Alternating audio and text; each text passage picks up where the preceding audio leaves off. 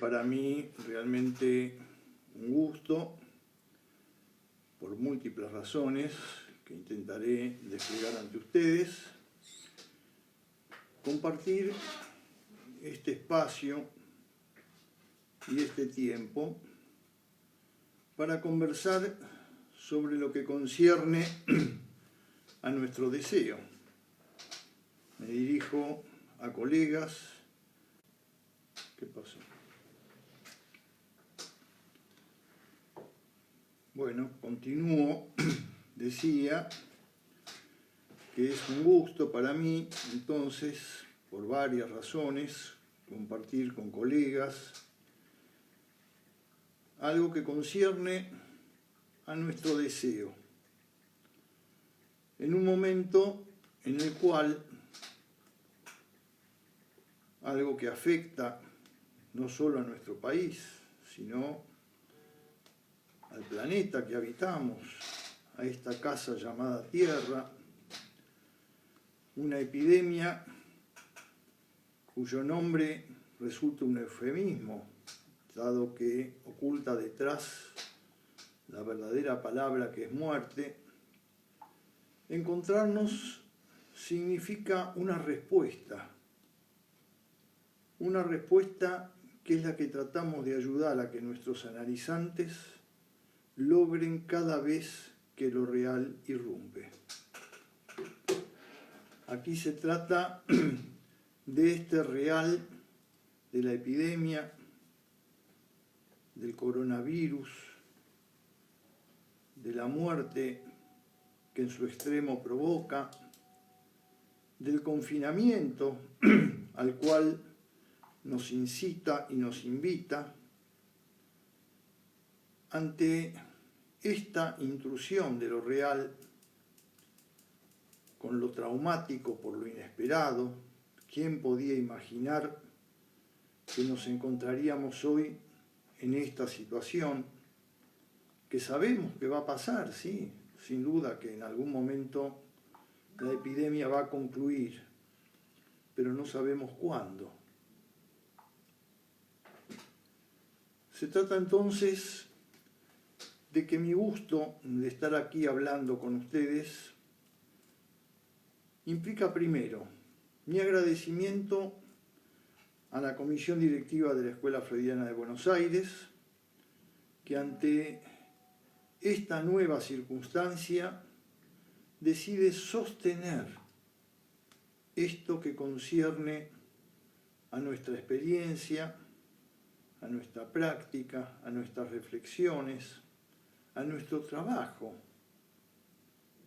Quiero también mencionar cuánto valoro a todos aquellos, a ustedes, que en este momento se deciden a sentarse, a escuchar, a compartir conmigo algunas reflexiones sobre un seminario de Lacan,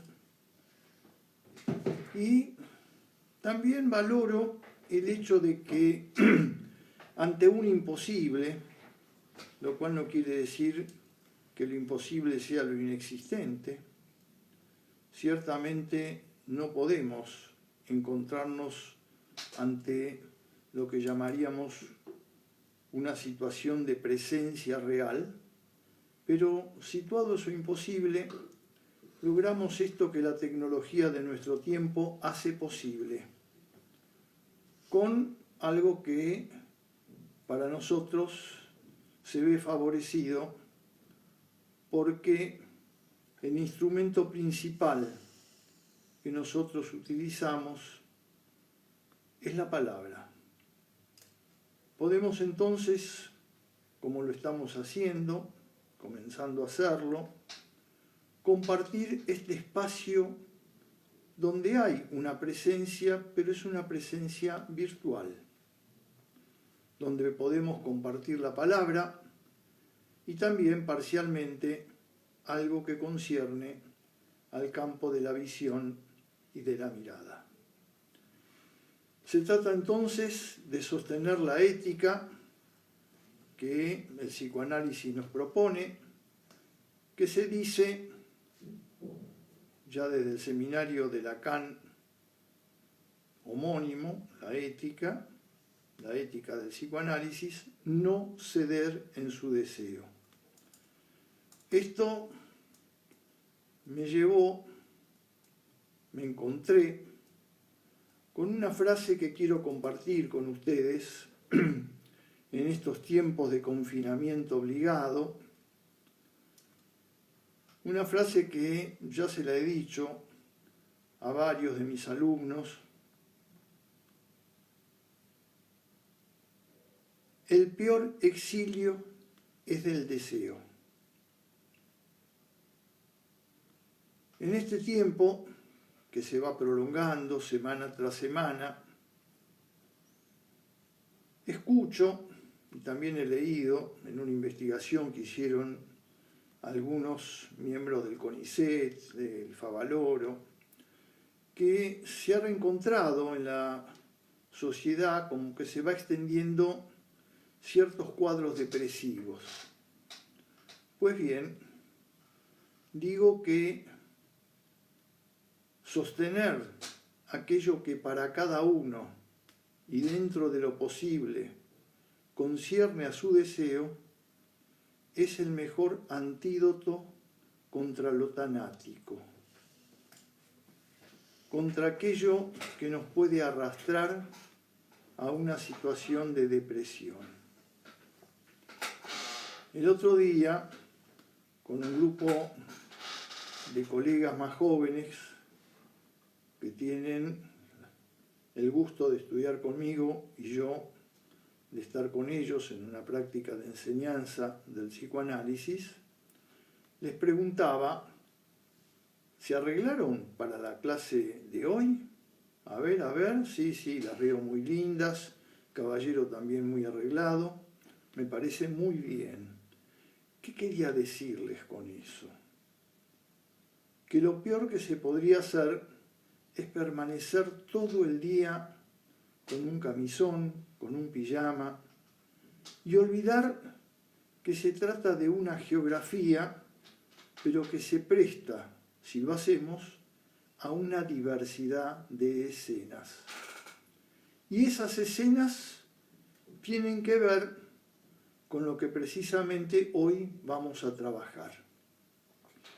Hoy vamos a trabajar, a interrogar, fue lo que me propusieron, los dos primeros capítulos del seminario que Lacan tituló D'un discours qui ne serait pas du semblant. Su traducción es de un discurso que no sería del semblante. Esto nos coloca entonces frente a dos preguntas que no dejan de ser enigmáticas porque para poder responderlas será necesario lo que vendrá luego. La primera, ¿hay una incidencia en el semblant que acostumbramos por la irrupción de este real que es la pandemia? La segunda, ya específica para nosotros, de un discurso que no sería del semblante. ¿El psicoanálisis es o no es un discurso del semblante? Bien, vamos a ir recorriendo en una práctica de lectura el primer capítulo de este seminario. Es un seminario que Lacan despliega a continuación de l'envers de la psychanalyse, el envés del psicoanálisis. Un seminario que, aunque él en el comienzo dice no vayan a pensar que esto es mi respuesta a mayo del 68, yo lo leo como una denegación de nuestro maestro. Efectivamente, fue una respuesta inteligente de Lacan al mayo del 68. A esa experiencia lamentable cuando en sus impromptus en Vincennes, desde algunos sectores muy críticos y a mi entender muy desubicados, le decían a Lacan frases ofensivas y lo interrumpían sin dejarlo hablar. Fue en esa oportunidad cuando Lacan les dijo: ustedes buscan un amo. Bien, este seminario comienza retomando precisamente lo que desplegó en el seminario anterior. Y voy a empezar subrayando cómo Lacan empieza el seminario. Dice así: en el pizarrón puso el título del seminario, D'un discours qui ne serait pas du semblant, y entonces dice, yo tengo la versión d'Ussel en francés, pero ustedes la pueden seguir con las excelentes traducciones que hay en la escuela de Rodríguez Ponte. Dice, de un discurso, y agrega, no es del mío del cual se trata. Esto, que parece como un comentario banal, uno podría decir, bueno, es una fórmula de cortesía, no se cree que él es el único dueño del discurso. No, es mucho más que eso. Y para poder advertir de qué se trata, tenemos que ir inmediatamente a la página siguiente donde lo explicita.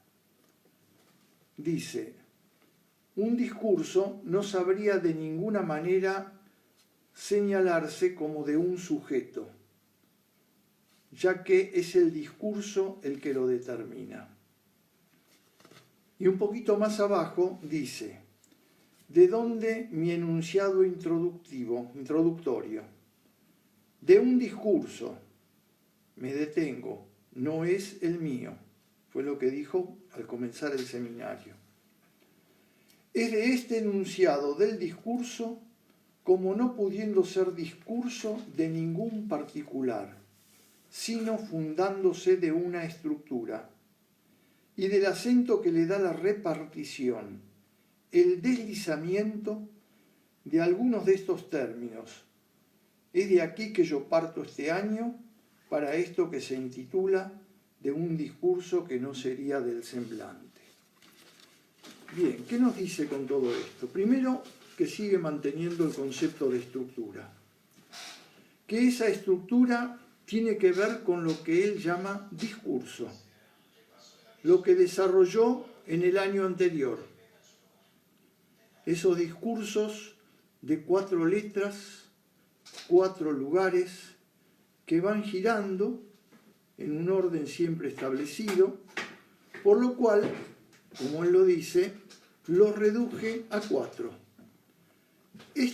Los reduje a 4 es muy importante que lo tengamos presente porque quiere decir que podrían ser más.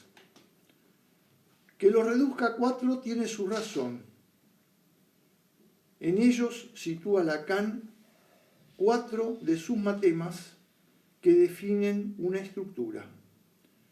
En su comienzo, Lacan nos decía que sujeto, que es un concepto que él desplegó como tal, más allá de Freud, aunque en Freud estaba puesto en acto, era lo que un significante representaba para otro significante. Pues bien, cuando habla de discurso, ya no solo se trata del significante 1, el significante 2, que son 2 estatutos lógicos diferentes del significante. No quiere decir que uno es primero y el otro es segundo. Acá, en los 4 discursos, en la estructura de lo que Lacan llama discurso, va a darle lugar al sujeto y va a darle lugar al objeto A.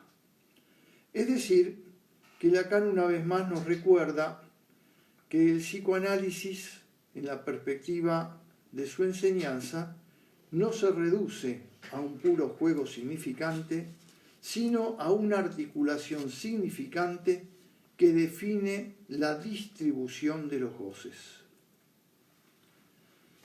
Bien, habla entonces en esta primera página de esos 4 discursos, menciona el discurso amo, Le Discours du Maître, y dice, ese discurso no es el en vez o el revés del psicoanálisis.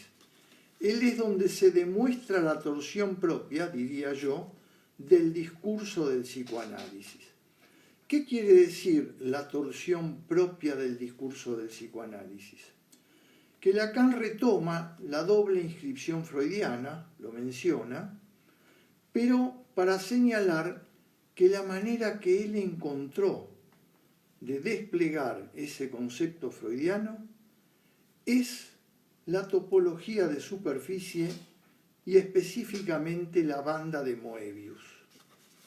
Una de las mostraciones que la banda de Moebius nos hace es que nos sirve para impugnar la idea de que el psicoanálisis es una psicología de la profundidad.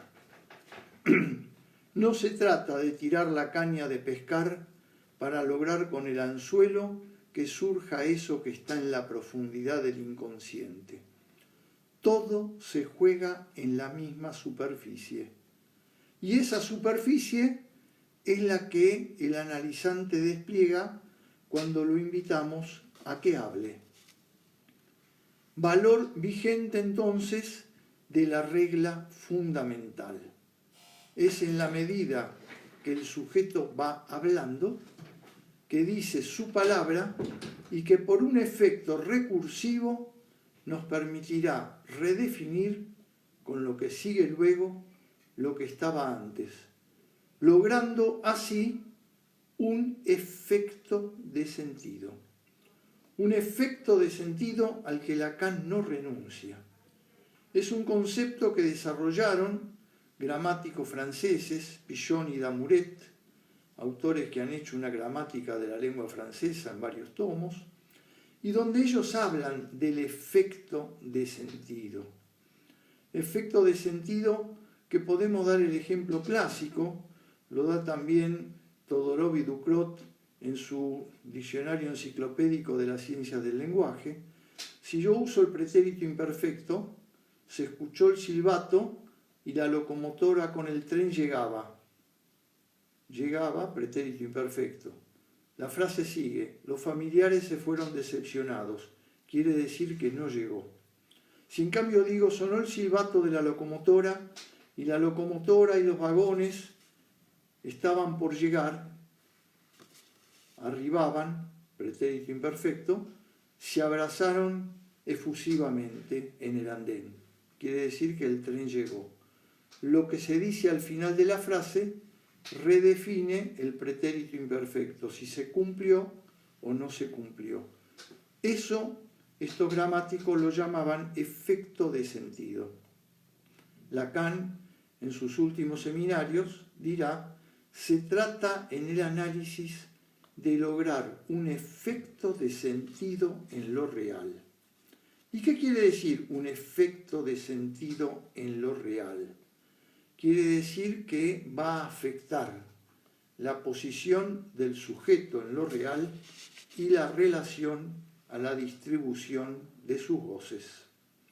Un análisis que no avanza suficientemente para lograr esa modificación, ese cambio de posición del sujeto que implica un cambio en la distribución de sus voces, es un análisis que no avanzó demasiado. Bien, seguimos entonces con la lectura del seminario. Y Lacan nos va a hablar de algo que él reconoce como una crítica a lo que fuera su primer texto clásico con el que hizo la presentación fuerte en el psicoanálisis, que es el discurso de Roma. Función y campo de la palabra y el lenguaje en el psicoanálisis. Va a cuestionar el concepto de intersubjetividad. Ya no se tratará, con la teoría de los discursos, de un sujeto que se dirige a otro sujeto. Estará el lugar de la gente y el otro al cual se dirige, pero en tanto, en cada uno de los discursos, ese lugar del sujeto y ese lugar de la gente y ese lugar del otro lo van ocupando las distintas letras. entonces en vez de hablar de intersubjetividad, va a hablar de intersignificancia. Es decir, que esa fórmula tantas veces repetidas, que el sujeto es lo que un significante representa para otro significante, viene a deshacer la validez de ese esquema que seguramente muchos de ustedes estudiaron en la facultad, del esquema de la comunicación de Jacobson, donde hay un emisor, un receptor, un mensaje que pasa del emisor al receptor, una codificación, una decodificación y el ruido que puede o no interferir el mensaje. Acá no se trata de un emisor y un receptor, sino que se trata de un sujeto que se constituye entre un significante y otro.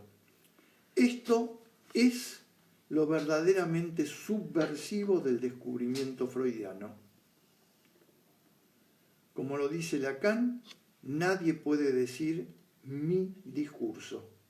Es el discurso el que instaura un sujeto. Es en el ejercicio de la palabra que el sujeto se efectúa.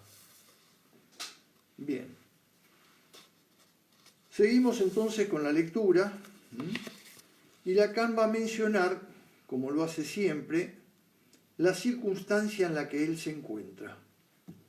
Menciona entonces el hecho de que está frente a sus alumnos, que la presencia de esos alumnos a él lo intiman, lo apremian, lo estimulan para el desarrollo de su palabra, y remarca la diferencia con lo que sería el discurso universitario. Dirá acá, como lo vuelve a decir cuando con su palabra cierra un congreso de l'École Freudienne de París sobre la enseñanza del psicoanálisis, que para la enseñanza del psicoanálisis la posición conveniente al enseñante es la posición de analizante. Esa posición de analizante obviamente no quiere decir que Lacan esperara que quienes acudían a su seminario le interpretaran. Quería decir el lugar desde donde él producía como enunciación esos enunciados.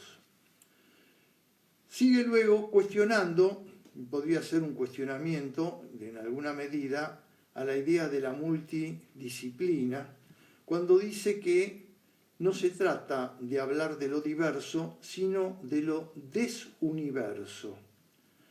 Es decir, a veces se puede llegar a creer que una diversidad aceptada llega a constituir un todo. Bueno, nosotros desde la teoría lacaniana y también desde Freud, con el concepto de falta, de castración, planteamos que está muy bien acudir a la intersección con otros discursos, pero sabiendo que no se trata de lograr con eso un universo de discurso. Por eso Lacan hablará de desuniverso. Y también mencionará entonces algo que luego va a seguir desarrollando, que es cómo él piensa la verdad. Y repite algo que ya dijo, que la vérité n'est qu'à mi-dire. La verdad no es más que a medio decir. Un medio decir de la verdad que quiere decir que todo no puede decirse. Es otra manera de aludir no solo a la verdad, sino también a lo real. Porque, volvamos al comienzo, ¿de qué trata este seminario? Les cuento una anécdota. Hace ya algunos años, unos cuantos, colegas, miembros de la escuela freudiana, que ya tenían años de recorrido en la obra de Lacan y obviamente en su experiencia como analistas, y desde ya como analizantes primero en sus propios análisis, acuden a mí para que les ayude, podríamos decir, a descifrar este seminario que hoy estamos comentando. Venían de un año en el cual en la escuela se había tomado como seminario específico para trabajar en conjunto este seminario que se dice como apócope como du semblant. Sin duda que se habían hecho reuniones sumamente productivas se habían hecho comentarios de distintos capítulos muy valiosos, pero en definitiva, cuando yo les dije, bueno, a ver, y díganme, ¿de qué trata este seminario? Como se dice medio en broma, ¿cuál es la neda? No podían responder. Entonces, ¿de qué trata este seminario? ¿Cuál es el núcleo de sus desarrollos? ¿A dónde apunta? Bien, ya desde el título tenemos dos elementos que son clave. La palabra discurso y la palabra semblant.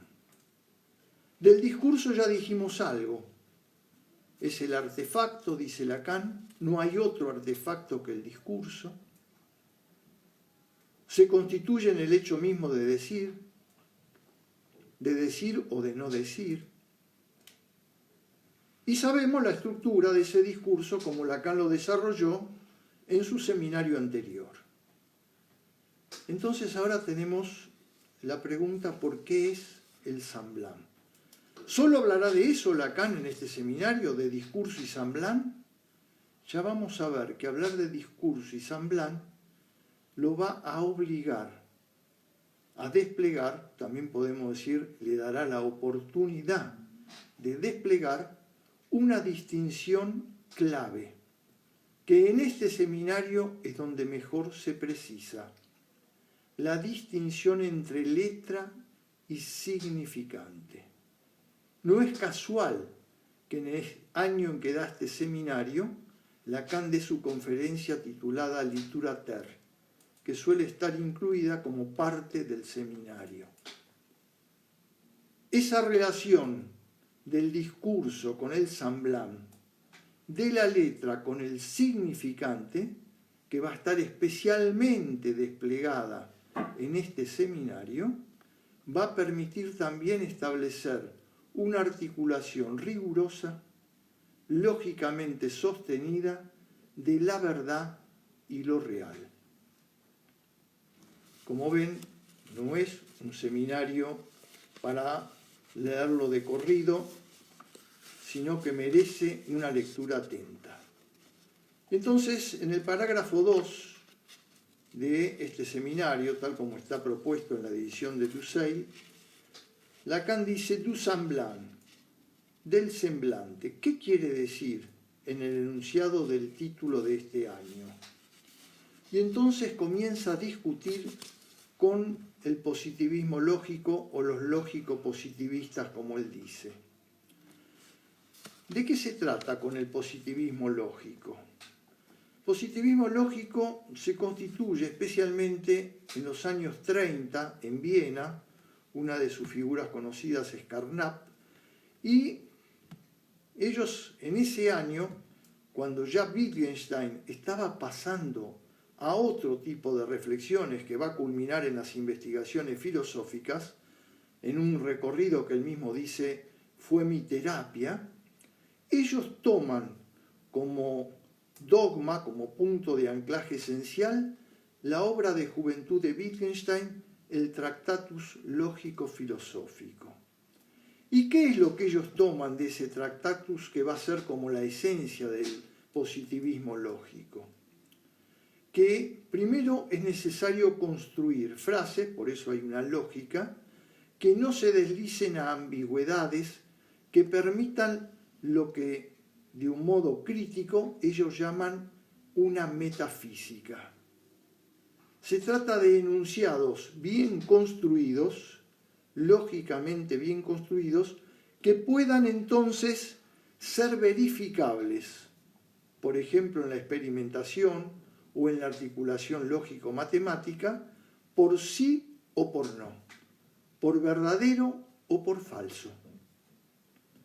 Pues bien, Lacan dice, la experiencia analítica no acepta reducirse a esos postulados. Para la experiencia psicoanalítica no se trata de verdadero o falso por el cotejo del enunciado con un referente. Es más, dice, deberíamos tomar en cuenta cómo se produce la eficacia del oráculo. Dice, la experiencia psicoanalítica no es verdadera más que por sus continuaciones, tanto como el oráculo. La interpretación, fíjense que habla de la interpretación, no es puesta a la prueba de una verdad que se transaría o se definiría por sí o por no. La interpretación, como en el oráculo, desencadena la verdad como tal. Ella no es verdadera más que en tanto que verdaderamente seguida. Bueno, ya aquí tenemos algo que en la charla, en la exposición que diera nuestro colega y amigo Benjamín Dom a fines del año pasado, muestra cómo Lacan habla efectivamente desde donde habla un analista. Y un analista no teme exponer desde el lugar de analizante. Ya lo dijo nuestro maestro Freud en el inicio. Es necesario que quienes quieran leer mis textos y seguirlos, se analicen, si no, no podrán. Cuando Freud reclamó el análisis del analista, no lo hizo pensando en el didacta sano, eso vino después, con Ferenczi, con Jones y otros que fueron creando las distintas reuniones de la Internacional Psicoanalítica. Para Freud se trataba de hacer la experiencia del inconsciente para poder entonces seguir sus elaboraciones. Bien, nuestro amigo y colega Benjamín Dom, cuando hizo su exposición, remarcó en distintos lugares de su charla el valor clínico de este seminario. Y eso lo vamos a mostrar hasta incluso el final de nuestro desarrollo. Dije que hablar de discurso, hablar de semblante, implica también hablar de la verdad. Y Lacan dice, el efecto de verdad no es del semblante. Y dice, es bien por eso que la cuestión de un discurso que no sería del semblante, es el título del seminario, puede elevarse al nivel del artefacto de la estructura del discurso. Esperando ahí, no hay más semblante que del discurso. No hay metalenguaje para juzgar. No hay otro del otro. No hay verdad, no hay verdadero sobre lo verdadero. Bien, ¿qué nos está diciendo? Acá surge una pregunta que Lacan es obvio que no se le iba a pasar. Cuando se dice un discurso que no sería del semblante, ¿es que el discurso es del semblante o el semblante es del discurso? Y entonces va a decir que como no estamos en el positivismo lógico, no hay un genitivo que sea subjetivo. El semblante no crea el discurso. Es el discurso como artefacto el que produce la verdad y el que produce también el semblante. Es el genitivo objetivo, el semblant como objeto.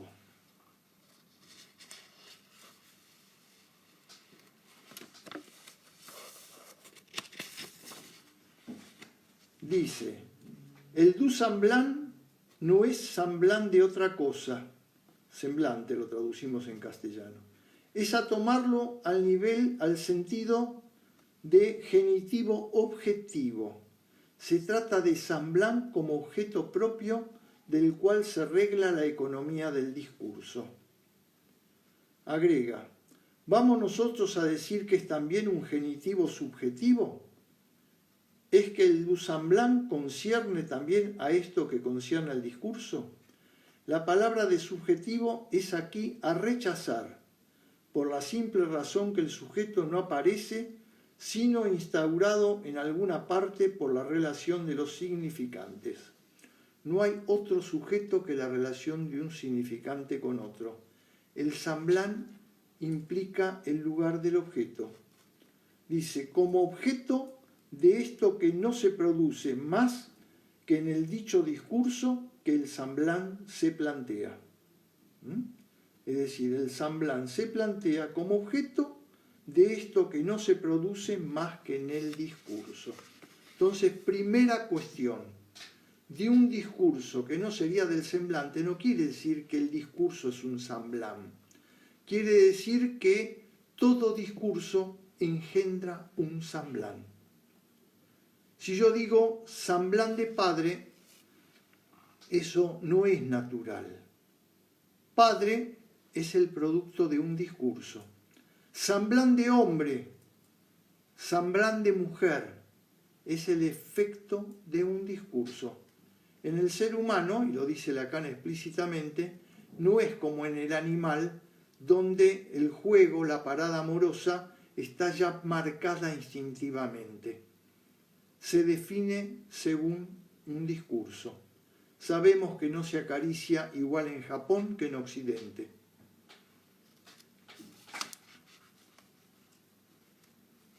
Y dice que tanto el discurso como el Samblán tienen una misma sustancia, claro, se fundan en el hecho del significante. Y va a agregar algo muy importante. Va a decir, ya llegando casi al final del primer capítulo, dice: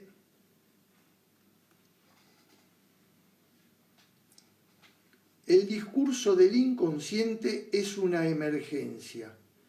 Es la emergencia de una cierta función del significante. Que él exista ya como insignia es bien en lo cual yo los he puesto en el principio del Samblán. Es decir, hay una articulación del inconsciente con el Samblán. Lacan nunca va a separar el valor de lo simbólico, del significante, de lo que concierne al objeto A, al Samblán, al plus de jouir, al goce. Es una articulación de significante y goce. Es una articulación de inconsciente y Samblán. Y dice algo más. Pero las consecuencias de su emergencia, del inconsciente, es eso que debe ser introducido para que alguna cosa cambie. Que no puede cambiar, pues no es posible. Es, al contrario, de esto que un discurso se centre de su efecto como imposible, que tendrá alguna chance de ser un discurso que no será del Samblán. Repito, es al contrario de esto, que un discurso se centre de su efecto como imposible, que tendrá alguna chance de ser un discurso que no será del Samblán. ¿Qué quiere decir esta frase gongorina, esta frase que a veces puede irritar al lector, esta frase hermética? Quiere decir que en la medida que se encuentra con lo imposible es lo real. ¿Y qué real es el que está en juego en la emergencia del inconsciente? Lo real del goce. Entonces, ¿el discurso psicoanalítico es du Samblán o no es du Samblán? Sí, como todo discurso, el discurso del analista, el discurso psicoanalítico, es del Samblán. Pero también, por fulgurencia, por momentos, como por relámpago, cuando se interviene en el lugar exacto, y vamos a ver cómo Lacan lo dice más adelante, es un momento en el cual el Samblán se deshace. Y el Samblán se deshace y produce un efecto. Lo dejo por ahora en suspenso porque es lo que pienso, permítame que lo digo así, obsequiarles en el final de este encuentro. Digo obsequiarles porque hace al corazón de nuestra práctica. Y lo voy a hacer bajo el modo de lo que suelo llamar un pliegue. Un pliegue entre lo que Lacan propone en relación al Samblán, al discurso analítico, en este seminario, y cómo Lacan lo vuelve a retomar con otras palabras en uno de sus últimos seminarios, en el seminario de Lexington. Voy ahora a recorrer un poco con ustedes el segundo capítulo. Me han pedido que comente algo de cada uno de estos capítulos. Dice,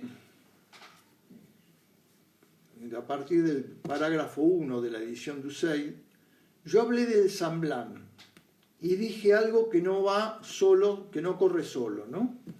Yo de entrada me apoyé sobre esto, que el Samblán que se da por esto que él es la función primera de la verdad.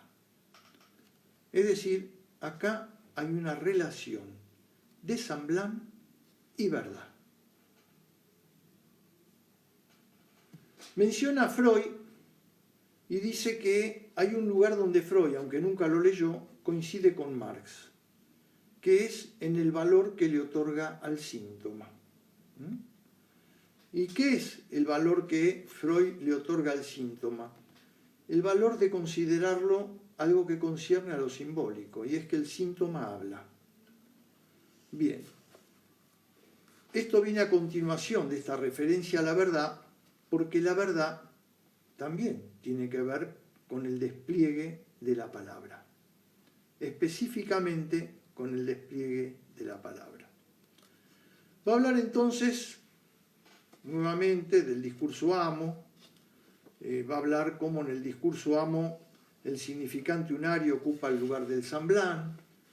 Hablará también de cómo el Samblán puede determinar, por ejemplo, cierto movimiento político, donde no solo el conjunto de los enunciados determina una adhesión a una posición o a un líder, también puede ser, como dice él, el bigote de Hitler, como Samblán.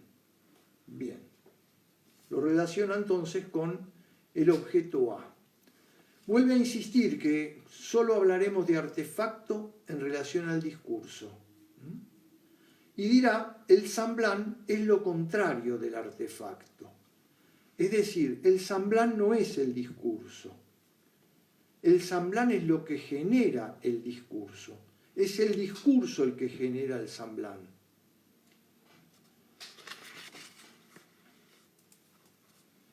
Aclara entonces que cuando nosotros desde el psicoanálisis pensamos en un referente, no es el referente del positivismo lógico, ni es el referente de Platón, en el sentido de que la verdad de lo que se ve en la caverna es el mundo de las ideas. Se tratará de un referente que concierne a la estructura misma del discurso. Eso es lo que permite una articulación de la verdad con el Samblán. Vamos a decirlo haciendo un pliegue con la obra de Freud, 1897.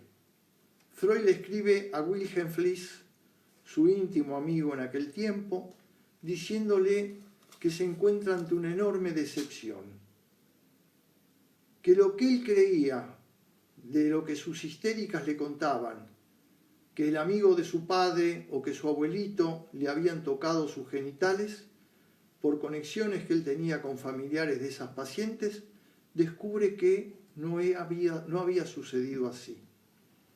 Es un momento donde cree que toda su psicología, dice él, se le derrumba. Pero claro, era Freud. Siguió pensando, elaborando sobre eso, y de pronto dijo, no, lo que mis pacientes histéricas me decían, eso es su verdad. Y apareció entonces el concepto de fantasía. Con Lacan hablamos de fantasma. Y entonces voy a decir, yo propongo 3 aforismos. Los propongo. Para nosotros, desde el psicoanálisis, la verdad no dice lo real. Segundo aforismo, la verdad apunta a lo real. Y tercer aforismo, la verdad dice del sujeto. Es lo que nosotros intentamos, ya en la dirección de la cura, con nuestros analizantes. Que ante la irrupción de lo real, el sujeto encuentre la mejor respuesta. Que ante esta irrupción, volvamos a la situación actual, de esta pandemia que nos trastoca nuestro mundo, que nos deshace el encuentro con el San que estamos habituados, que el sujeto pueda encontrar una respuesta que le sirva. ¿Y que le sirva para qué? Para situarse del mejor modo ante este tiempo que está obligado a atravesar.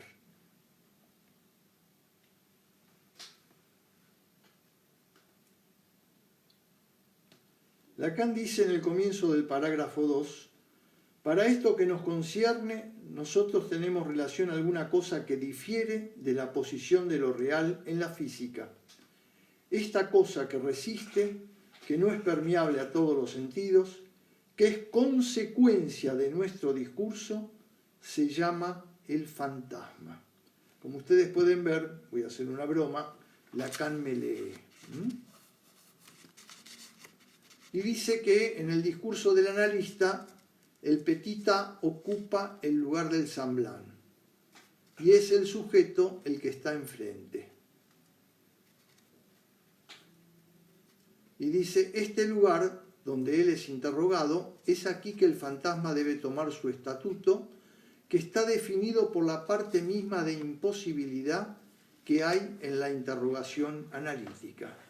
¿Qué quiere decir la imposibilidad en la interrogación analítica? Quiere decir que cuando hablamos de lo real, y voy a especificar un poco más, de lo real del goce, lo imposible quiere decir imposible de ser cubierto totalmente por lo simbólico o por la representación imaginaria. Imposible no es sinónimo de inexistente.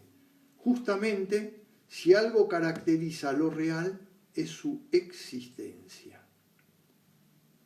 Y esto nos sirve para aclarar dos malos entendidos. Hay quienes dicen, en una lectura a mi entender equivocada, que el semblant no es más que una cubierta imaginaria que no contiene nada. Están equivocados. Del mismo modo, estos mismos que dicen eso suelen decir que el sujeto no es más que un supuesto, porque Lacan habló del sujeto supuesto saber. Equivocados. En la transferencia se juega una función que sí, que Lacan llamó sujeto supuesto saber. Sujet supposé savoir. Sí, muy bien. Pero no se reduce a eso el sujeto. También sujeto lo que un significante representa a otro significante. Y también sujeto es el sujeto del fantasma. Y también sujeto es el sujeto acéfalo de la pulsión. Y también sujeto es el sujeto advertido de un final de un análisis. Quiere decir que es una lectura doblemente equivocada. Entonces avancemos un poco y digo que el semblant, que es un producto del discurso, es una cubierta imaginaria de un pedazo de real bordeado por lo simbólico. ¿Y qué es ese pedazo de real? Es algo que concierne al goce. Semblant de padre quiere decir que hay un goce que al padre le concierne y otro que no. Por eso Lacan dijo en la única clase donde habló sobre los nombres del padre, cuando fue expulsado de la Internacional, que del padre del goce es una vertiente del padre y el padre del deseo es otra vertiente del padre. Y entonces yo, parafraseando otra frase de Lacan cuando dice del nombre del padre se puede prescindir a condición de servirse de él, yo digo, del padre del goce, del padre que abusa del goce, por supuesto, es preciso prescindir. ¿Para servirse de quién? Del padre del deseo que nos abre el camino a otros goces, a los que propician el lazo social, el encuentro con el otro. Hoy se suele decir, bueno, los gobiernos lo dicen como pueden, que es recomendable el distanciamiento social. Error. Nosotros preferimos decir, es recomendable el distanciamiento geográfico, pero para acentuar como nunca el lazo social con el otro. Porque el deseo en el humano no se produce genéticamente, se genera en el encuentro con los otros. ¿Qué es lo que estamos haciendo ustedes y yo hoy a través de esta charla? Alguien podría decir, bueno, vos estás tratando de transmitir con tu enseñanza un saber y nosotros estamos tratando de nuestro lado de aprender. Muy bien, es verdad, eso forma parte de esta experiencia, pero no es lo esencial. Lo esencial, si esto que yo estoy proponiendo tiene algún logro, es producir en cada uno de ustedes, y tal vez en alguna medida en mí mismo cuando este discurso me retorna, producir la dimensión de una falta. No solo transmitir un saber, sino permitir que nos reencontremos con una falta en saber. Si cuando yo termine de decir todo esto, a muchos de ustedes les quede un entusiasmo enorme por volver a leer estos 2 capítulos y continuar con el seminario, bueno, quiere decir que hemos logrado lo esencial, reconstituir el deseo, porque para que haya deseo es preciso que haya falta. Bueno, continúo con este capítulo 2 y Lacan va a hablar luego de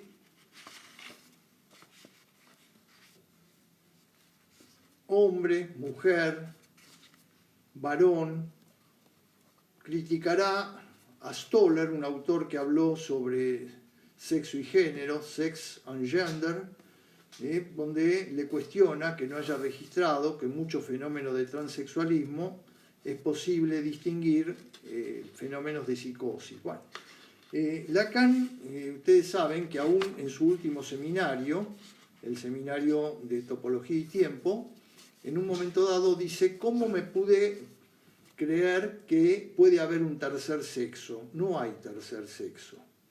Bueno, nosotros los psicoanalistas en la discusión actual sobre los fenómenos de transexualismo o de las distintas posibilidades para cada uno de transitar su sexualidad, obviamente no caemos en el mandato bíblico, serás hombre o mujer, y eso está biológicamente definido. Hacemos una distinción entre sexo, que es lo real de la biología, y ahí sí, la especie humana se divide en masculino y femenino, no hay otra posibilidad.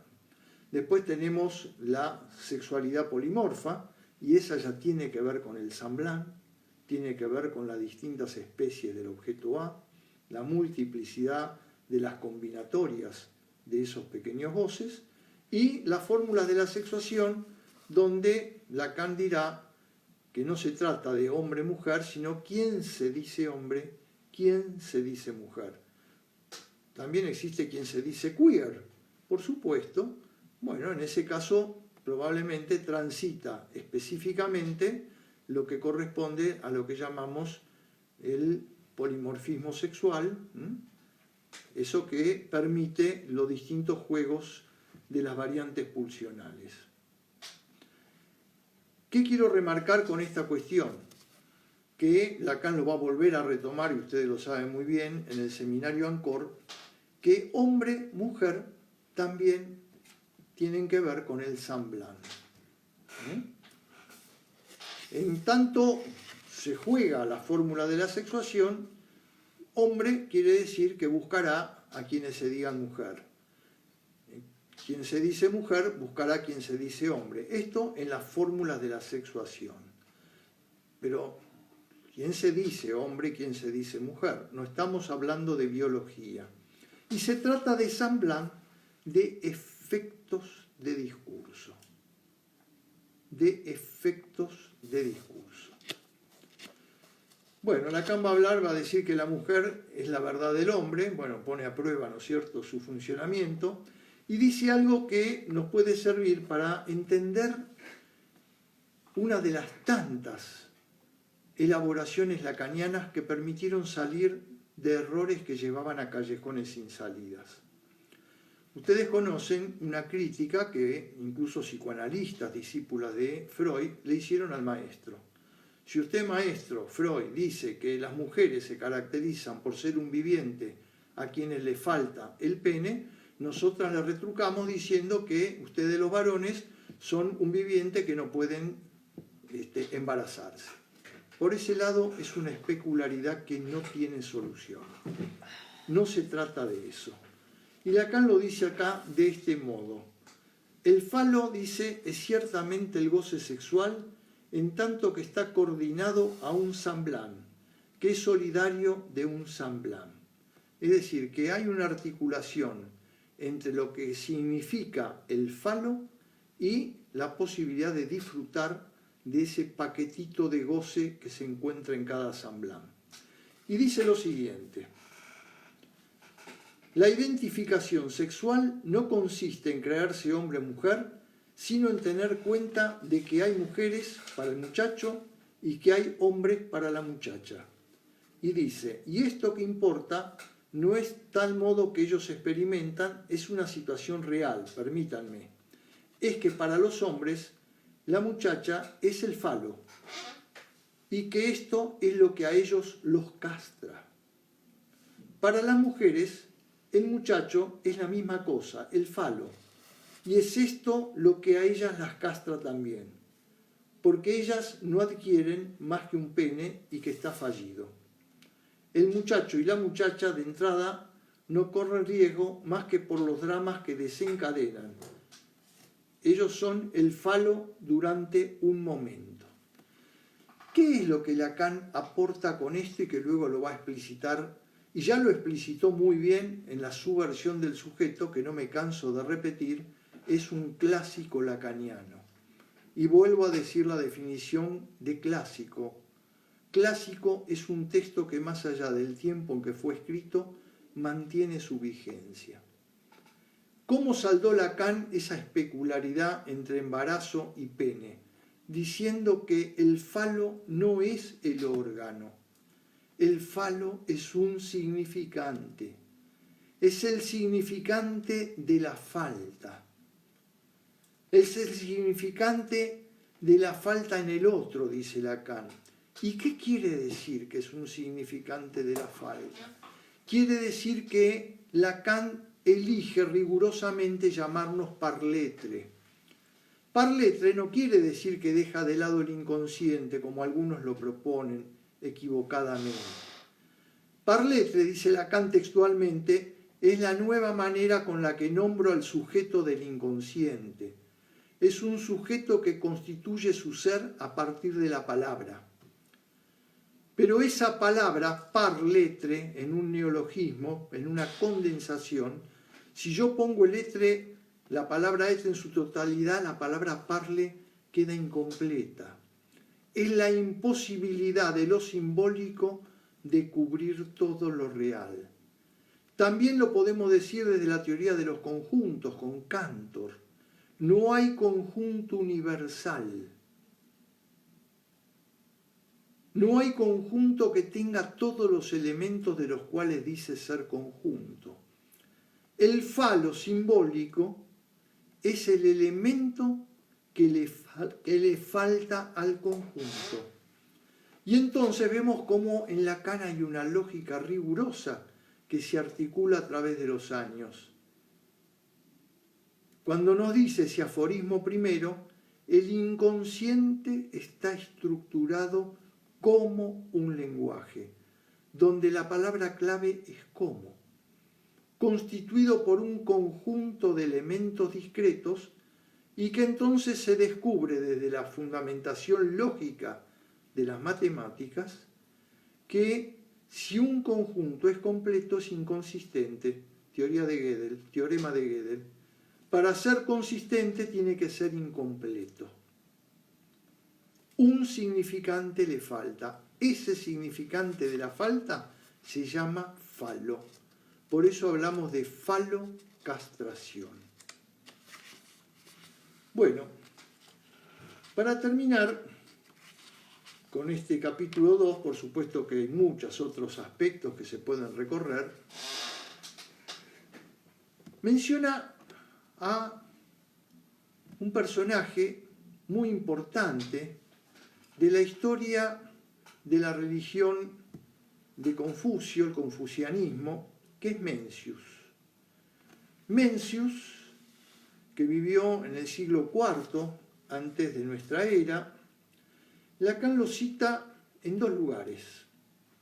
El primer lugar es en el final de este capítulo, cuando dice, citando a Mencius, con la traducción que Lacan propone, dice: si ustedes, dice, no encuentran del lado yen, que es el discurso, lo que ustedes no encuentran del lado del discurso, no lo busquen del lado del espíritu.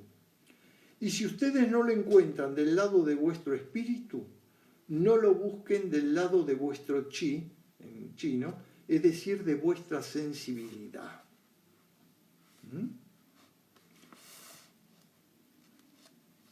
Entre esto que se articula, que es del discurso, y esto que es del espíritu, a saber lo esencial. Si ustedes no han ya encontrado al nivel de la palabra, es desesperado no ensayar ir a buscar en otra parte a nivel de los sentimientos. ¿Qué está diciendo Lacan? Está diciendo que es en el discurso que el sujeto se despliega y se realiza. Y lo que no encuentre en ese discurso, cuando habla de lo espiritual, muchas veces Lacan habla de lo espiritual y es su manera de aludir al efecto sujeto. Lo que ustedes no encuentren en ese efecto sujeto a partir del discurso, no lo busquen en la sensibilidad. Sabemos que hubo todo un psicoanálisis post-freudiano, y aún subsiste, donde si uno iba a controlar un caso, el didacta nos decía: yo siento que tu paciente... No. Habían perdido la orientación de dónde buscar la verdad en el discurso y la buscaban en lo que creían que era la garantía, el sentimiento. No se trata de eso. Bueno, de este Mencius, Lacan vuelve a hablar en la versión de Husserl, es en el capítulo del escrito y la verdad, en la página 58, donde Lacan nos va a decir que dice así: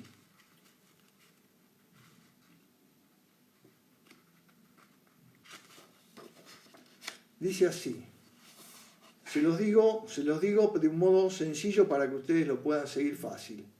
Tien xia, chi yen, xin ye. Queda claro, ¿verdad? Bien. Esta es la manera en que se dice en chino. Tien quiere decir cielo, xia bajo. Det es un determinativo, como los determinativos de los jeroglíficos egipcios, que quiere decir justamente que debajo. Viene yen, que Lacan lo traduce por lenguaje, palabra, y debajo pone sin, que quiere decir naturaleza. Bien, todo esto, ¿cómo nos propone Lacan leerlo? Está diciendo que bajo el cielo el lenguaje es lo que hace sin, la naturaleza. No hay naturaleza natural. La naturaleza es lo que nosotros podemos reconocer como tal bajo el discurso. Y si hay algo que caracteriza la naturaleza es la proliferación de semblante, de meteoros, las constelaciones en el cielo que nos dibujan animales, el arco iris que nos permite crear la leyenda del cofre de oro en sus extremos. Desde el punto de vista de la ciencia, ¿qué es el arco iris? No es más que la difracción de la luz cuando pasa por las pequeñas gotitas de vapor. Pues bien, no hay naturaleza si queremos nombrar como tal a algo que prescinde del discurso. Bien, dije que tenía algo para ustedes que pensaba que les iba a resultar especialmente interesante, que tiene que ver con lo que concierne a la especificidad de nuestra experiencia y a cómo situar este Samblán en lo que hace a la experiencia de la dirección de la cura. En el capítulo que dice Lección sobre Literatur, Lacan dirá lo siguiente: no desesperen, lo leo todo seguido y luego lo vamos a ir glosando. La letra que hace tachadura, ratur, se distingue por ser ruptura, pues del Samblán, que disuelve esto que hacía forma, fenómeno, meteoro. Recién les hablé del meteoro, eso que hace Samblán en la naturaleza. Recordemos que todo este capítulo fue inspirado en Lacan por ciertos reflejos que él veía en la estepa siberiana cuando volvía de su viaje a Japón. Bien, se trata entonces de una letra que sirve para romper, tachar el Samblán.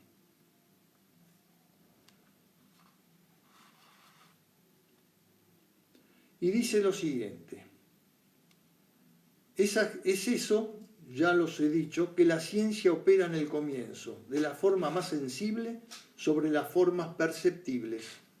Ya lo dijo Marx. Si el ser se mostrara tal como es, no haría falta la ciencia. La ciencia es la que nos permite, con Copérnico y aún más con Kepler, ir más allá de la creencia que la Tierra es el centro del universo, que el Sol gira alrededor de la Tierra, que los demás planetas giran alrededor de la Tierra. La ciencia comienza deshaciendo el Samblán. Pero sigue Lacan y dice, pero igualmente debe ser también de conceder que de esta ruptura habrá goce. Es decir, disipar que esto que ella sostiene de esta hipótesis, para expresarme así, del goce que hace el mundo en suma. Pues la idea del mundo es eso, pensar que hay pulsiones tales que también ahí se figura la vida. Lo dice con signo de interrogación. Se trata entonces de Samblán, de una ruptura del Samblán gracias a la letra, de un Samblán que implica goce, de un goce que en tanto como Samblán sostiene un mundo. Y es esto lo que nos afecta en estos días. Se nos deshizo de pronto nuestro mundo. Nuestro mundo, lo que llamamos nuestra realidad, la cubierta imaginaria de los distintos goces con los que transitamos la vida y que le dan gusto a la vida. En broma le suelo decir a mi mujer, bueno, me voy ahora al café a tomar un café. Y bueno, me voy a la cocina y tomo un café. Pero bueno, invento la escena. Y después le digo, mira, tengo ganas de dar una vuelta. Me voy a la Plaza Sicilia, chau, hasta luego. Y pego una vueltita por las distintas habitaciones de donde vivo. Bien, se trata de reconstituir, y los invito a que lo hagan como juego, esta nueva instancia en la que estamos. A recrear nuevo Samblán, a recrear el mundo dentro de lo posible. Bien, sigo. Y esta es la frase que voy a poner en pliegue con una frase de Lessington. Define la tarea de nosotros como analistas. Dice así, y bien, esto que del goce se evoca en cuanto se rompe un Samblán, he aquí esto que en lo real, he aquí el punto importante, en lo real se presenta como erosión. Es aquí definirles esto por lo cual la escritura puede ser dicha en lo real, la erosión del significado, o sea, esto que llueve del Samblán, en tanto que es esto lo que hace el significante. La escritura no calca el significante. La escritura, la letra, es en lo real y el significante en lo simbólico. ¿Qué nos dice esta frase que acabo de leer? Bien, nos está diciendo que por la escritura puede ser dicho en lo real, producido en lo real, en el decir, la erosión del significado. Se deshace el significado, se deshace el sentido del otro. Y eso gracias a que desde esa letra, cuando opera esa letra, el samblán se desarma por la caída de los significantes. Lacan nunca dijo, joven analista, escuche el significante. Lacan dijo, lean a la letra. La letra como localización del significante. Es donde el significante discurre, anida. ¿Qué letra? Por supuesto, por algo Lacan va a los ideogramas chinos, como Freud fue a los jeroglíficos egipcios, o como podemos ir al rebus. Es una letra jeroglífica que exige desciframiento, transliteración y recién después la interpretación. Bien, digo que esta frase que acabo de leer, vuelvo a repetir, la letra que es de lo real, lo que retorna al mismo lugar, permite deshacer el samblán, en tanto desde ahí llueven los significantes. Digo que esta frase es la misma frase que la que les voy a leer ahora del seminario Lessing-Tom. En el seminario Lessing-Tom, para los que quieran la referencia, en la clase del 13 de enero de 1976, Lacan dice así: es necesario que hagamos en alguna parte el nudo de lo imaginario y del saber inconsciente, que hagamos aquí en alguna parte un épisure. Épisure es la palabra en francés, en castellano prefiero traducirla como empalme. ¿Qué es el empalme? Cuando de las vías del ferrocarril dos vías se juntan y hacen como una de donde eran dos. Topológicamente, empalme quiere decir hacer de 2 puntos uno. Vuelvo a leer entonces. Es necesario que hagamos en alguna parte el nudo de lo imaginario y del saber inconsciente, que hagamos aquí en alguna parte un episur, un empalme, todo eso para obtener un sentido, que es el objeto de la respuesta del analista a lo expuesto por el analizante a lo largo de su síntoma. Acá otro tema colateral, y es que Lacan dice devolverle al analizante un sentido. No se trata simplemente de expulsar el sentido, sí liberarlo del sentido del otro, pero para que el sujeto pueda encontrar lo que para él tiene sentido. Bueno, sigo, y acá viene lo que bien se engarza y hace pliegue con la frase anterior del seminario de Usamblán. Cuando hacemos este empalme entre imaginario e inconsciente, hacemos al mismo tiempo otro, entre precisamente lo que es el síntoma y lo real. Es decir, que por algún lado le enseñamos a nuestros analizantes a empalmar, a hacer empalme entre su síntoma y lo real parásito del goce, lo que es característico de nuestra operación. Digo que esta frase dice lo mismo que decía la otra. Lo único que en la otra acentuaba lo real, acá acentúa la emergencia del inconsciente. Si hacemos empalme, si le mostramos a nuestro analizante lo que desde el inconsciente sostiene la cubierta imaginaria del samblán, al mismo tiempo, si hace un empalme, puede advertir la continuidad entre el goce parásito que sostenía ese síntoma, ese goce que como tal es de lo real y que es un goce parasitario. Digo que esta frase sirve para hacer pliegue con la anterior. En la anterior lo que se acentuaba es que desde la intervención que el analista hace cuando interpreta, pero cuando interpreta es porque primero leyó a la letra. Entonces llueven los significantes y el Saint-Blanc se deshace. Acá tenemos que lo acentúa por el otro lado, valorando el inconsciente, ese inconsciente que aparece entonces sosteniendo la cubierta imaginaria, esa cubierta imaginaria del Saint-Blanc, y haciendo que se revele ese goce real parasitario que es la causa que sostiene el síntoma. Bueno, creo que hasta aquí es lo que hoy tenía pensado ofrecerles. Y bueno,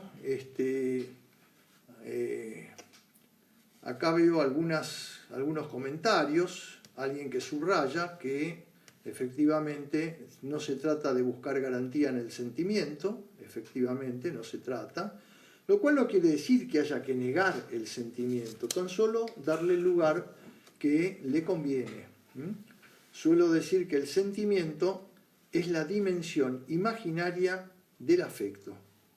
El afecto, en cambio, afecta lo real. Y digo más, lo real del cuerpo. Bueno, acá recibo varios agradecimientos. Me alegra que les haya servido. Estamos todos tratando de ayudarnos para sostener este tiempo difícil.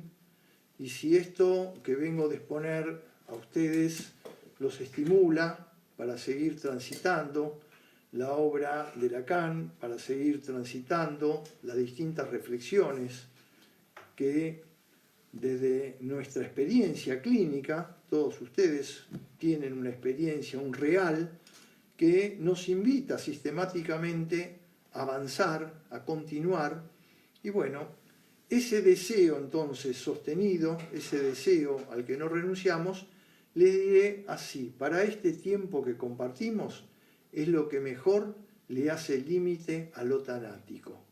Adelante con ese deseo y recuerdo la frase que les dije al comienzo. El peor exilio es del deseo. Muchas gracias.